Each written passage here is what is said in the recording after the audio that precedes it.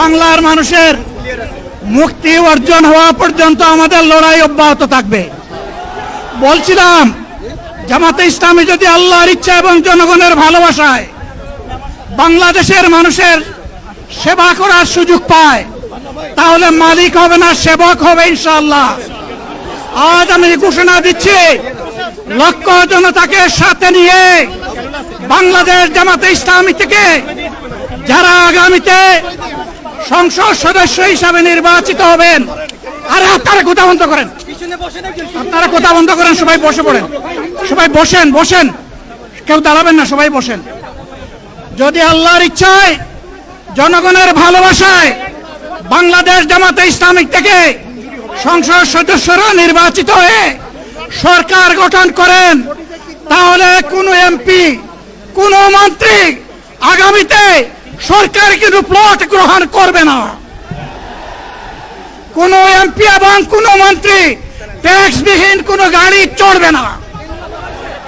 কোন এমপি এবং কোন মন্ত্রী তার নিজের হাতে কোনো টাকা চালাচালি করবে না। কোন এমপি এবং কোন মন্ত্রী যদি তার নির্দিষ্ট কোনো কাজের জন্য বরাদ্দ পেয়ে থাকেন, কাজ শেষ হওয়ার সাথে সাথে বাংলাদেশের 18 কোটি মানুষের কাছে তারা তার প্রতিবেদন তুলে ধরতে বাধ্য হবে। সম্মানিত বন্ধুগণ, চাঁদা আমরা নিব না, দুর্নীতি আমরা করব না, চাঁদা আমরা নিতে দেব না, দুর্নীতি আমরা সহ্য করব না। এই বাংলাদেশটাই আমরা দেখতে চাই।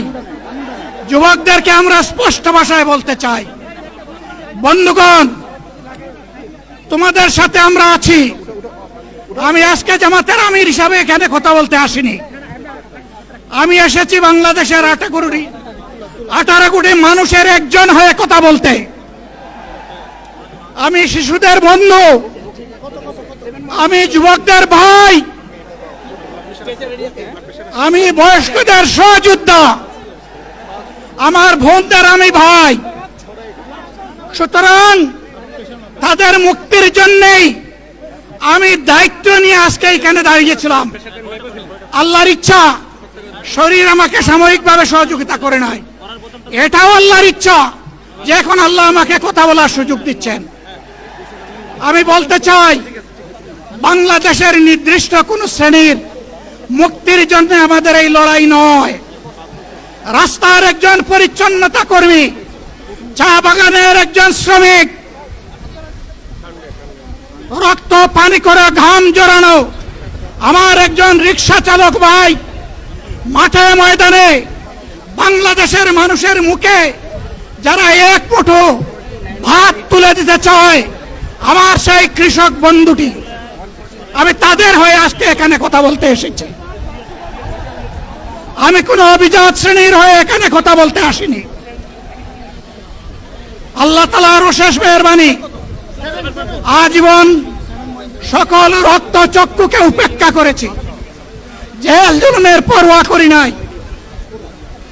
আমার আফসোস, 24 সালে জাতিকে মুক্তি দিতে গিয়ে যারা জীবন দিয়ে শহীদ হলো, আমি তাদের একজন হতে পারলাম না। আপনাদের কাছে দোয়া চাই, ইনসাফের ভিত্তিতে একটি দেশ গড়ে তোলার জন্য আগামীতে যে লড়াই হবে, আমার আল্লাহ যেন সেই লড়াইয়ে আমাকে একজন শহীদ হিসাবে কবুল করেন। সম্মানিত বন্ধুগণ, আমাদের প্রিয় শহীদ নেতৃবৃন্দ 2006 সালের 28 অক্টোবর থেকে শুরু করে পল্টন গণহত্যা, শাপলা গণহত্যা, সারা দেশের গণহত্যা, পিলখানার গণহত্যা, 24-এর গণহত্যা, এই গণহত্যা যারা করেছে তাদের সকলের বিচার বাংলাদেশের মাটিতে নিশ্চিত করতে হবে। এদের বিচারের দৃশ্যমান প্রক্রিয়া শুরু না করা পর্যন্ত পুরানা ব্যবস্থাপত্রে বাংলাদেশ আর চলবে না। এতগুলো মানুষ এমনি এমনি জীবন দেয় নাই, জীবন দিয়েছে জাতির মুক্তির জন্য। ক্ষমতা, পুরানা সবকিছুই টিকে থাকবে, তাহলে কেন তারা জীবন দিয়েছিল? যারা ওই বস্তা পচা ব্যবস্থাপনায় বাংলাদেশকে আবার গড়তে চান, তাদেরকে আমরা বলি, জুলাই যুদ্ধ করে যারা জীবন দিয়েছে, আগে তাদের জীবনটা ফেরত এনে দেন। যদি শক্তি থাকে ফেরত এনে দেন। আপনারা পারবেন না, যেহেতু পারবেন না, কাজেই নতুন ব্যবস্থায় নতুন বাংলাদেশ গড়ে তোলা হবে ইনশাআল্লাহ। শিশু, কিশোর, যুবক, মা, বোন, শ্রমিক, ছাত্র, জনতা, ব্যবসায়ী, সবাইকে যেই দেশ, যেই সংবিধান, যেই রাষ্ট্র নিরাপত্তা দিতে পারবে, সেই নতুন বাংলাদেশ আমরা গড়ে তুলতে চাই। ভাইয়েরা, আমাকে সবাই চাপ দিচ্ছে, কেউ বলে ভাই শেষ করেন, কেউ বলে চাচা শেষ করেন।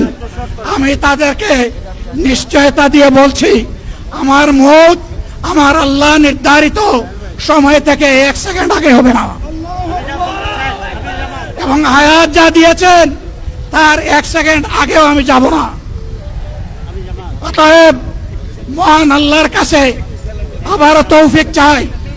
আপনাদের কাছে যে কষ্ট হয়েছে, আপনারা, আমি তো এখানে শান্তিতে বসাচ্ছিলাম, আর চতুর্দিকে শুধু দৃষ্টি বুলাচ্ছিলাম। কি কষ্ট হচ্ছে আমার ভাইদের। প্রিয় ভাইরা, এই কষ্ট আল্লাহর জন্য। এই কষ্ট কার জন্য? ইনশাআল্লাহ আল্লাহ তাআলা আপনাদেরকে তার উপযুক্ত যা দুনিয়া দিবেন, আখিরাতে দিবেন। আপনাদের এই ত্যাগের বিনিময়ে নতুন বাংলাদেশ আমরা পেয়ে যাব। আসুন সেই নতুন বাংলাদেশের জন্য একবার স্লোগান দিয়ে শেষ করি, নারায়ে তাকবীর। আসসালামু আলাইকুম ওয়া রাহমাতুল্লাহ।